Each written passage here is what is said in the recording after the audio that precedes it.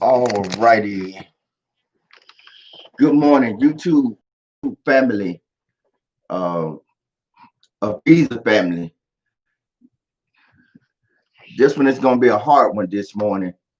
As you can see by the title, we need to talk this morning. And the reason why we need to talk because there's a lot of misinformation out there about what is a VSO. Now, I've heard volunteer service officer, but that's internal into the organization that you choose to go to or the person or persons that you choose to go to. That is not a VSO. A VSO is a veterans service officer, and that veteran service officer is trained, i.e., on VA claims and VA claims only. The reason why we're having this conversation this morning is, as I stated, there's a lot of misinformation about what a VSO is, what he or she does, and what he or she does not do. So I want to clear up some of those myths, and I want to clear up a lot of things in this video. First of all, good morning. I'm Greg Harris. Good afternoon, good evening, depending on what part of the country you're watching in. Welcome to another episode of the Avizi Sun. Uh, I'm live here in Forest City, Arkansas. I am a volunteer here at Avizi, meaning I do not get paid. If they want to buy me some breadsticks from Pizza Hut for lunch, should they desire to do so, they'll do so. Should they not desire to do so, they don't. And either way it goes, it's all good. But I do not receive a paycheck for what I do and for what I don't do. I am a strictly volunteer. I try to follow the code to come in from 8 to 4:30. Um, Here lately, due to some situations of my own, I haven't been in exactly at 8, but I have been here and try to be to 4:30. But normally times the volunteer, you come in when it's feasible, you get paid, you come in on the clock. Now with all that being said, I am a volunteer service officer for Avizi. I do claims in accordance with the 38 CFR. Now, what that means is I am here for the best interest of the veteran. It is initially your claim that you are responsible for. I'm not responsible for the claim. I don't have a magic wand where I submit your claim and I wave the one over before I fax it off and automatically you get whatever percentage we talked about. As a matter of fact, I try to stay away from that because I'm just doing just that, submitting the claim. I'm not a ratings officer there at the VA. I'm not there at the VA at all. I'm here. I'm taking the information that you give me, trans translating it into a logical sense, putting it on the necessary form, and sending it to the VA. What I've learned and what a lot of veterans have learned, and even some civilians, even when you make sense to the VA, they still can turn you down. VA is not your friend. The VA is not there to look out for you and your best interest when it comes down to your claim. You are there for your best interest. The medical evidence that's required for your VA claim, you are responsible for. Now, I know a lot of people say, well, why am I responsible for that? And why can't my VSO get it? Your VSO doesn't have the power to get your VA claims medical record. We can submit the necessary forms, but they're going to send it to you. And once they send it to you, you are responsible to bring it into your VSO, to the veteran service officers so they can process and take out what's relevant to your claim. We're having this conversation because just that, relevant to your claim. I've seen where veterans come into this office and meet with other veteran service officers. Well, my wife told me that this is we read on the internet that if I did this and did this, I can get this percentage. Well, I was talking to one of my best friends, and he did this and did that and got his percentage. Now he driving a new truck. Or I did this and did that, and they gave me this, but I was looking for this because this is what that. No, we're not internet gangsters up here. We're going by the 38 CFR and the medical evidence that you provide for us. Every claim that go in some type of way has to be proven via medical evidence or lay evidence. The medical evidence is going to outweigh the lay evidence. The lay evidence could, i.e., be a buddy statement. Your wife writes a statement where in the middle of the night he kicks and screams. He has the PTSD symptoms of such and such, such and such. Wake up in a cold sweat. A diabetes. Let's say you have diabetes and you decide to keep a roster. One of the biggest things that people don't know about is that if you have migraine headaches, start keeping a log on the days that you have the headaches, how severe they are. When you take that doctor, take that log with you to the doctor, and that can become part of your medical evidence in regards to your migraine condition. Tied into service connection, and you have a winning claim right there. But like I said, we're not internet gangsters, so we're not gonna tell you to go research everything on the internet. We're not trying to do all that. We're trying to submit a claim that makes sense to the VA. Trying to submit a claim to the VA that has the proper and relevant medical information, the proper and relevant lay information. I've seen where veterans come in, and this is November 30th, 2020. Today is Monday. And they come in and they say, Greg, I want to file a claim for PTSD, high blood pressure, diabetes, and skin disorder. And you come in and you already filed for PTSD before, you've already filed for diabetes before, and you already filed for hypertension before, and you did nothing with it. Well, here's what's going to happen. Had you not told me, let's say you didn't tell me that you filed before. So we go and do a 21-526 EZ, and we submit it with those conditions, with the hypertension, PTSD, type 2 diabetes, and the skin disorder. And the VA comes back saying, hey, we received your intent to file, and now we received your 21-526 EZ. We're working on your claim. However, you have already submitted for and have been denied, and it still stayed denied. So what we do at that point is when you come back to me and say, hey, what do I do with this?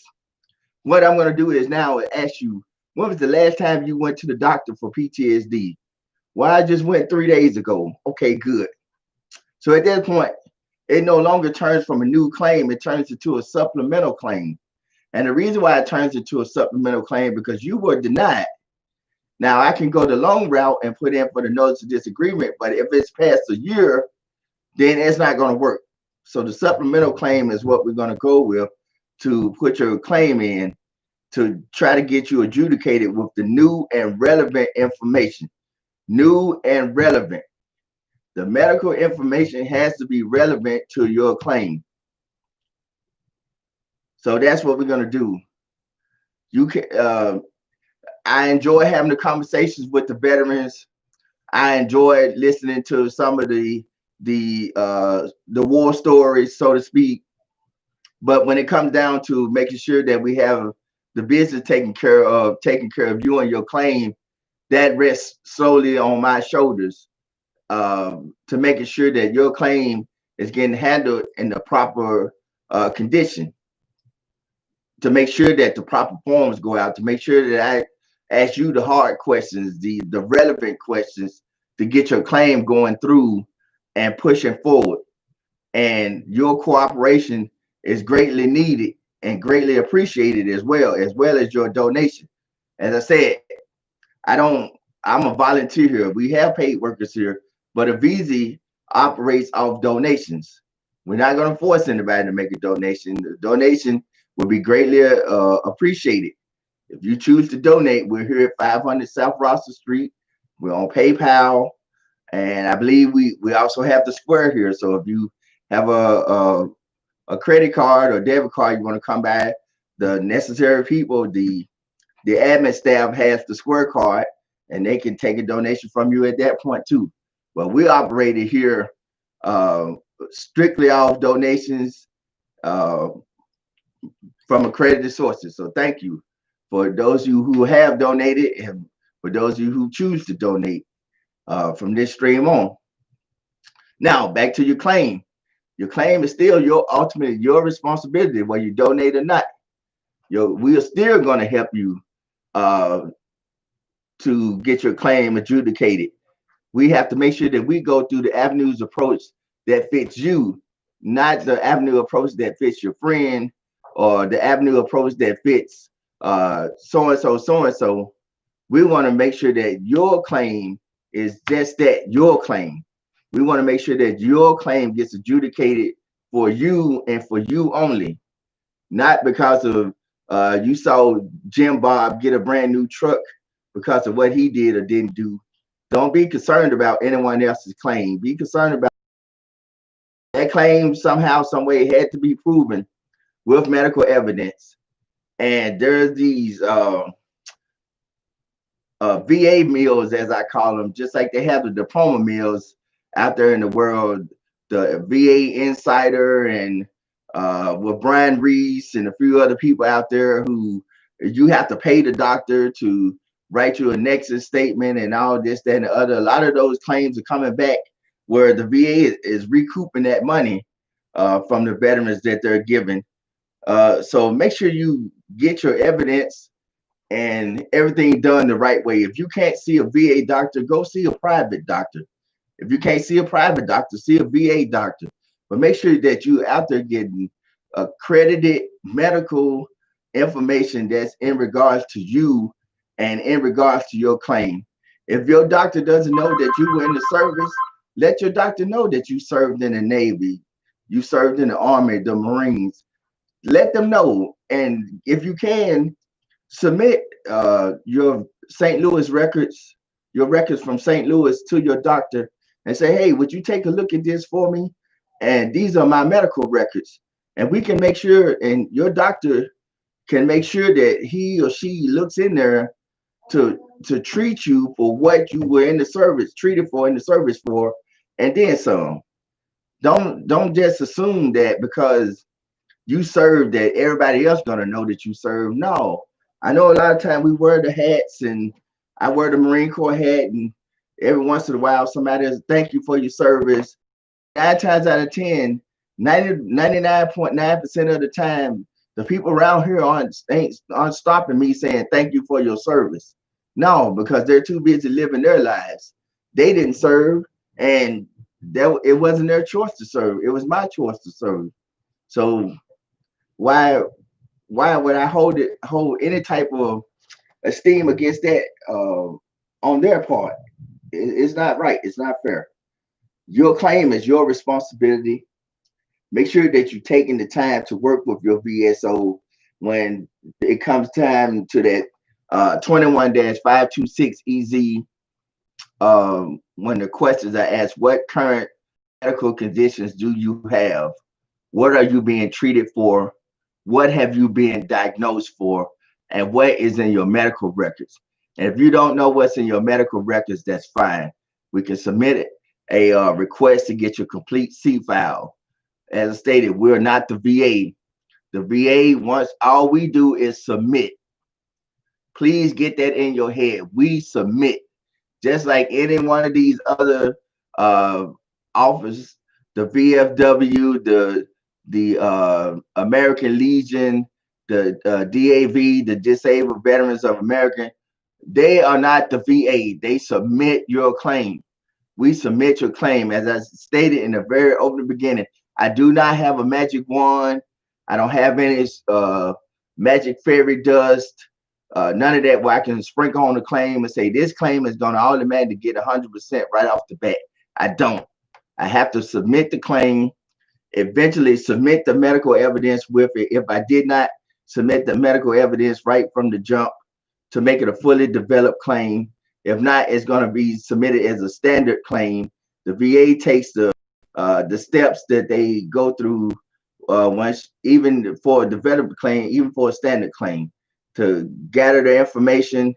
That phase can take as long as it takes. And each time you submit evidence to the VA, it goes right back to that phase again of gathering evidence. So we need to work efficiently, work together, and work smartly on these claims. Because as I just stated, and a lot of you didn't know, and probably till now, when I submit your claim on November 30th, 2020 to the VA, and I want to say maybe 7 working days later, and you get a letter saying that they submitted, that they have your claim and they're going to start working on it, then it goes into the gathering evidence phase. It goes to someone's desk, someone get that claim, and then they start picking and rolling on it to say, okay, this condition, let's look in the 38 CFR, see the severity. Let's look at the medical evidence that was given to us. If we don't have any medical evidence, then they submit. If you only went to the VA, then they'll send from their office what's called a 21-4142, which goes to the VA to retrieve all your VA records. Then they have what's called a 21-4142A, that goes to all your private doctors, the doctors that you submitted on that 21-526EZ, and they'll retrieve those records. You don't have to give those to the VA. They'll submit that form to the doctors as part of their duty to assist. So we're going to make sure that your claim gets submitted. We're going to make sure that once your claims come back, we're going to look at the answer. We didn't see any.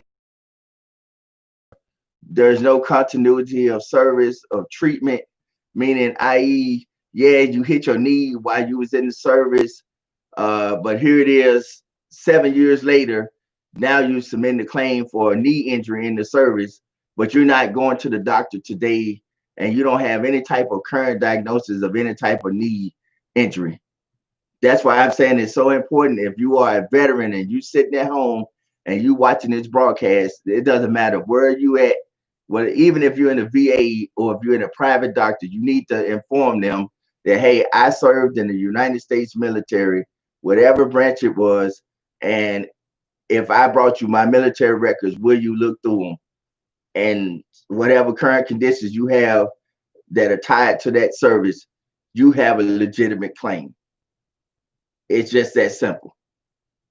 Now, let's say you have a legitimate claim and the VA turns you down for whatever reason. What steps do we go through that? Now, we know on February 19th, 2020, that they came out with the RAMP program. I try to stay away from the RAMP program altogether. I avoid it because that's where we're at. We're not in the legacy anymore. But I try to stay away from the supplemental and the higher review. I try to go with the straight notice of disagreement. I want to send it to the board.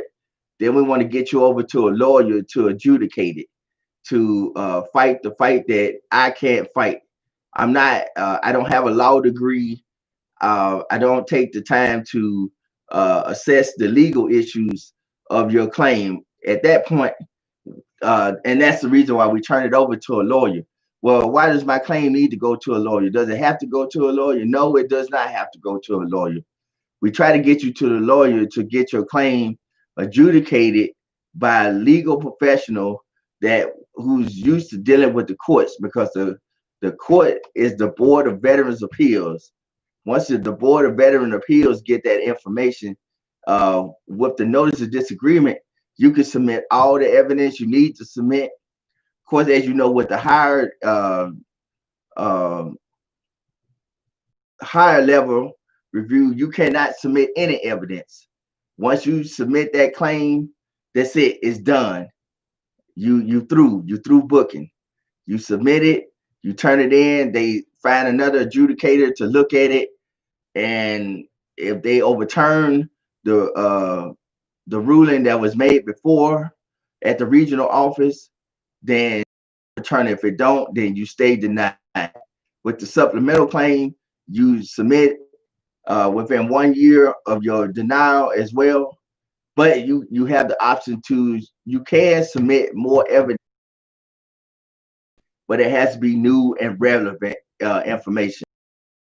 Meaning they haven't seen it before, and relevant meaning that it would had they had this information before, it would completely change the outcome of the decision that they made before.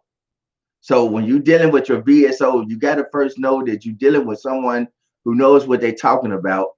You have to deal with someone who's not going to spend a whole hour making you promises about other.